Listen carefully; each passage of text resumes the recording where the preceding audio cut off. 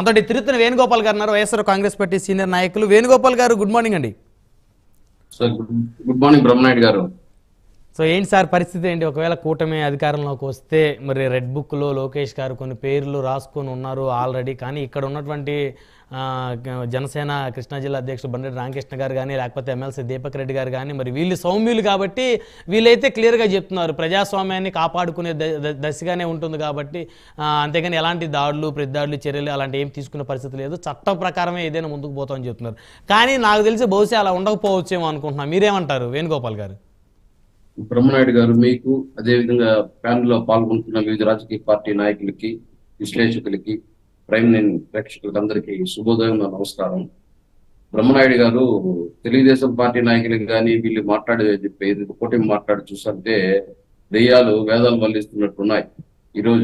ఈరోజు రాష్ట్రంలో రావణ కాష్టంగా మారడానికి కారణమే ఆ చంద్రబాబు నాయుడు గారు, ఆ పురంధేశ్వరి, ఆ పవన్ కళ్యాణ్ వీళ్ళందరూ కలిపి ఏదైతే ఈసీ ఎన్నికల అధికారిని అడ్డం పెట్టుకొని ఈ రోజు రాష్ట్రంలో బరి తెగించి రాష్ట్రాన్ని రావణ కష్టంగా మార్చి మళ్ళీ ఈ రోజు వీళ్ళు నీతులు మాట్లాడుతున్నారు. టీవీల ముందుకు వచ్చి సిగ్గుతో నవ్విపోతారు రాష్ట్ర ప్రజలు. పల్నాడులో, తాడిపత్రిలో ఏ విధంగా హింసకు ప్రేరేపించారు, హింసాకాండకు దారి తీశారు. ఈ రోజు మళ్ళీ వచ్చి వీళ్ళు టీవీల ముందు మాట్లాడుతున్నారు. సార్ ఈ రోజు ఏం చేశారు సార్ తప్పు? ఎస్సీలు, ఎస్టీలు, బీసీలు, మైనార్టీలు, మహిళలు, వృద్ధులు ఓట్లేశారని చెప్పి వాళ్ళు ఏ విధంగా కక్షపూరితంగా ఈ రోజు వాళ్ళ పైన దాడులు చేసి, వాళ్ళు ఏదైతే పల్నాడు జిల్లాలో కొత్త గణేష్ పాడులో వాళ్ళు టీడీపీ నాయకులపై దాడులు చేసి వాళ్ళ దేవాలయంలో పోయి దాముకోవడం జరిగింది. ఈ పత్రికలు టీవీలు చూడలేదు, వీళ్ళు చెప్పేది మాటలే వింటున్నారు. పిల్లి కళ్ళు మూసుకొని పాలు తాగుతుంది అనుకుంటున్నారా ఏం వీళ్ళు? అదే విధంగా తిరుపతిలో ఏదైతే సర్పంచ్ ఇంట్లో దూరి ఆ ఇల్లు ధ్వంసం చేసి ఏ విధంగా మారణ కారణం సృష్టించారో చూసాము.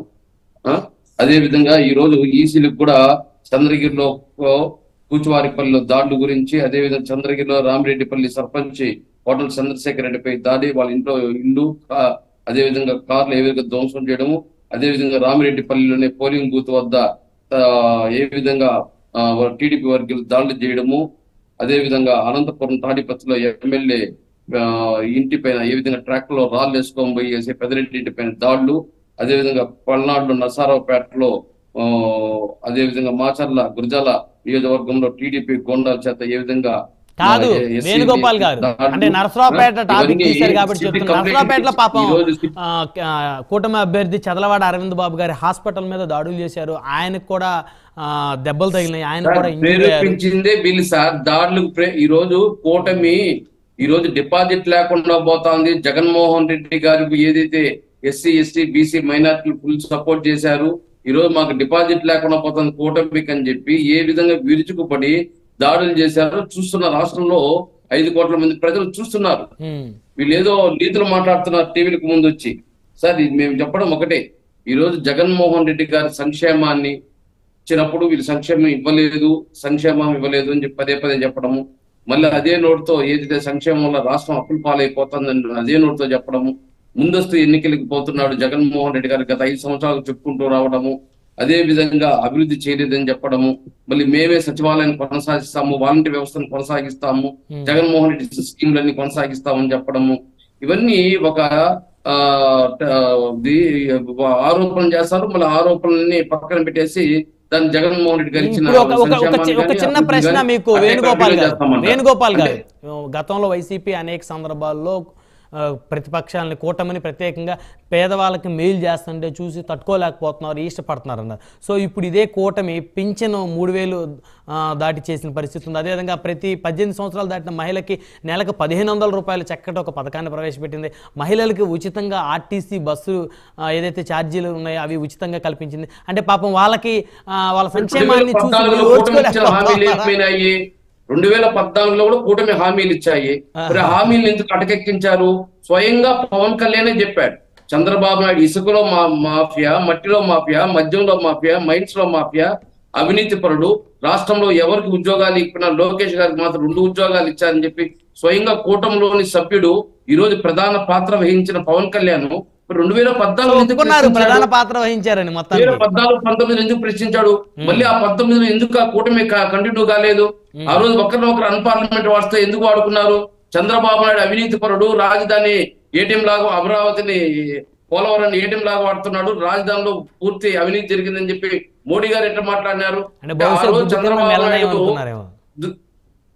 బ్రహ్మారెడ్డి గారు బహుశా అంటే వారికన్నా వీరు బెటర్ అనుకుని అవినీతి ఉండొచ్చు. కనపడింది, ఆ రోజు అక్రమాలు కనపడింది, ఆ రోజు దుర్మార్గాలు కనపడినాయి. ఈ రోజు ఆయన యేసు ప్రభుగా అయిపోయాడు, అల్లా అయిపోయాడు, వెంకటేశ్వరం అయిపోయాడు. వీళ్ళకి ఎలా మారిపోయాడు చంద్రబాబు నాయుడు?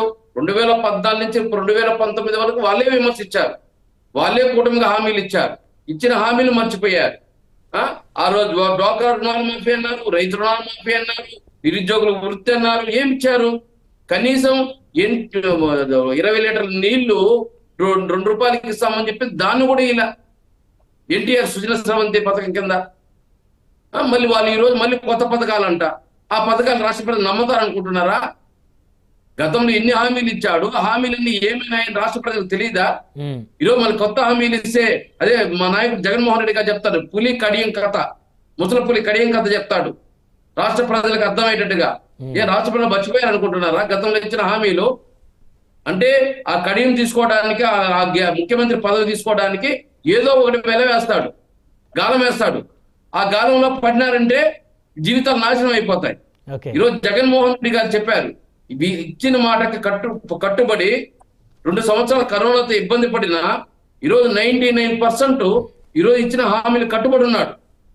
కొన్ని ఆర్థికంగా భారమైనవి తప్ప ప్రతి దాన్ని ఈరోజు నెరవేర్చుకుని జగన్మోహన్ రెడ్డి గారు వచ్చి ఓటు అడిగాడు. నేను మీకు మేలు చేస్తుంటే నాకు ఓటేయండి, నా వల్ల మీకు మేలు జరగకపోతే వేణుగోపాల్ గారు రిజల్ట్స్ ఇంకా రాలేదు కాబట్టి, వేణుగోపాల్ గారు రిజల్ట్స్ ఇంకా రాలేదు కాబట్టి ఒకవేళ రిజల్ట్స్ వచ్చి వైసీపీ గెలిస్తే ఒక ఎపిసోడ్, కూటమి గెలిచింది అనుకోండి, ప్రజలందరూ కూడా జగన్మోహన్ రెడ్డి గారు ప్రజలకి మేలు చేయనట్టే వాళ్ళు అంగీకరించినట్లేగా ఒప్పుకుంటారు. అప్పుడు ముసలి పులి కథే మేము చెప్పడం ముందుగానే అందుకే చెప్పాడు జగన్మోహన్ రెడ్డి గారు. ముసలి పులి కథ ఏంటంటే ఈ రోజు వెన్నుపోట్లు పొడుచుకుంటూ వచ్చాడు. నందమూరి తారక రామారావు కాడి నుంచి ప్రతి రాజకీయ పార్టీకి ఆయన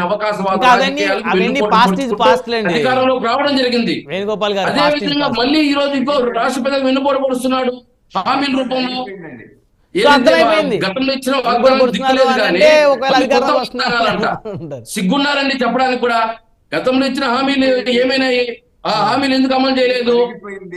ఒకసారి వీళ్ళు కూడా గుర్తు చేస్తా, హామీలు ఎందుకు ఇవ్వలేదో చెప్పండి. 2014లో ఏదైతే చంద్రబాబు నాయుడు గారు 87,712 కోట్లు రైతు రుణమాఫీ అన్నాడు. ఎంత ఇచ్చాడండి? 14,207 కోట్లు ఇచ్చాడు. అదే విధంగా బ్యాంకులు పెట్టిన బంగారం అంతా మీ ఇంటికి వస్తుంది అన్నాడు. 1 గ్రామ్ బంగారం ఎవరికైనా ఇంటికి వచ్చిందా? కాదు. మరి జగన్మోహన్ రెడ్డి గారు ఎందుకు రైతు రుణాలు మాఫీ చేయలేదు? ఆయన కూడా పెట్టొచ్చు కదా. పాపం రైతులందరూ కూడా అనేక ఇబ్బందులు ఎదుర్కొంటున్నారు కదా, ఎంతో కొంత మాఫీ చేయొచ్చు కదా. ఒక్కొక్క రైతు రుణానికి 10% మాఫీ చేయొచ్చు కదా. ఆ మాటలే చెప్తాడు, అసాధ్యమైన మాటలు చెప్పేసి మళ్ళీ వాటిని మొండి చేయి చూపించే ప్రసక్తి ఉండదు. జగన్మోహన్ రెడ్డి గారు ముఖ్యమంత్రి గారు ఏదైతే హామీ ఇస్తే ఆ హామీని అమలు చేసే విధంగా ప్లాన్ ఉంటుంది. కానీ ఇలాగా కడియం ఇస్తాం రాష్ట్ర ప్రజలు వేణుగోపాల్ గారు దీపక్ రెడ్డి గారు అడగండి. నేను ఒక సూటి ప్రశ్న అడుగుతున్నాను. మీరు ఇవ్వలేదు అని అంటున్నారు కదా, ఎందరికి ఇచ్చినారు ఎందరికి ఇవ్వలేదు నెంబర్స్ లో చెప్పగలుగుతారా మీరు? అక్కడే ప్రజలకు వాస్తవాలు అర్థమైపోతాయి.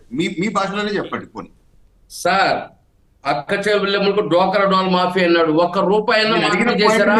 స్వయంగా సునీత గారు ఏదైతే సునీత గారు 2018లో అసెంబ్లీలో చెప్పింది, డ్వాక్రా రుణాలు 1 రూపాయి కూడా మాఫీ చేయలేదని. మళ్ళీ ఇంకేం అంకెలతో చెప్పేది? అంకెలతో ఏం చెప్పేది? ఎందుకు మాఫీ చేస్తామని చెప్పి మాఫీ చేయలేదు. అదే విధంగా డ్వాక్రాలు మహిళలకు 0 వడ్డీ అనేది దాన్ని చంద్రబాబు నాయుడు వచ్చి మే 2016 రద్దు చేశాడు. అదే వేణుగోపాల్ గారు రైతు రుణ మాఫీ ఐ థింక్ 2-3 దశల్లో మాఫీ చేసినట్లున్నారు. చాలా వరకు రైతు రుణ మాఫీ 2-3 దశల్లో మాఫీ చేశారు. 14,000 చేసింది. 87,000 లక్ష కోట్లు చేస్తాడు సార్. అది 14,000 చేసింది. యాక్చువల్ గా 87,712 కోట్లు ఉండింది. సార్, ఇవ్వాలంటే ఏ విధంగా ఇవ్వచ్చు మనసు ఉంటే, ఇవ్వనప్పుడు ఈ విధంగా మోసపూరితమైన మాటలు మాట్లాడతాడు. రైట్ వేణుగోపాల్ గారు, మళ్ళీ వస్తాను మీ దగ్గరికి. తగులుకుంటే కడియం కథ అయిపోతుంది. సరే మళ్ళీ వస్తున్నాం మనతోటి వెంకటేష్ గారు, వెంకటేష్ గారు. బ్రహ్మనాయుడు గారు మేము చెప్పడం ఒకటే, ఈ రోజు కూటమి జగన్మోహన్ రెడ్డి పైన చిత్తుగా ఓడిపోతాందని చెప్పి ఈ రోజు రాష్ట్రం అంతా దాడులు చేస్తాంది. సార్ 10 రోజులకు ముందు ఎన్నికలకు 10 రోజుల ముందు 10 రోజుల ముందు ఎవరైనా ఎన్నికల అధికారులు మారుస్తారా? నోటిఫికేషన్ ఇచ్చిన తర్వాత అది కాదు. వేణుగోపాల్ గారు మీ కాన్ఫిడెన్స్ మీకు ఉండొచ్చు, కానీ వైసీపీ పిఠాపురంలో కూడా వైసీపీ గెలుస్తుందని చెప్పుకుంటున్నారు కదా, మరి దాన్ని కాన్ఫిడెన్స్ అనుకోవాలా ఓవర్ కాన్ఫిడెన్స్ అనుకోవాలా? పిఠాపురంలో కూడా వైఎస్ఆర్ కాంగ్రెస్ పార్టీ గెలుస్తుంది, పవన్ కళ్యాణ్ గారు ఓడిపోతున్నారంటే వైఎస్ఆర్ కాంగ్రెస్ పార్టీ ప్రచారం చేసుకుంటుంది. మరి అక్కడే అర్థమవుతుంది అది కాన్ఫిడెన్సా ఓవర్ కాన్ఫిడెన్సా, లేకపోతే ఏదో ఎన్నికల ఫలితాలు వచ్చేంత వరకు ఎగ్జామ్ రాసే దేనికి రాస్తాము? పాస్ అవుతామని రాస్తాం, ఫస్ట్ క్లాస్ వస్తామని రాస్తాం, అట్లా పరీక్ష రాసాం, ఫస్ట్ క్లాస్ వస్తామని రాసాం. కానీ మేము చెప్పడం ఏమంటే ఈ కుట్రలు కుతంత్రాలతో వెన్నుపోట్లతో చంద్రబాబు నాయుడు గారు ఎన్నిసార్లు ముఖ్యమంత్రి అవ్వాలనుకుంటున్నాడు? ఈ దాడి లేనిది ఈ రాష్ట్ర ప్రజలకు రాష్ట్రంలో రావణ కాస్త వీటికన్నిటికి సమాధానం చెప్పాలి.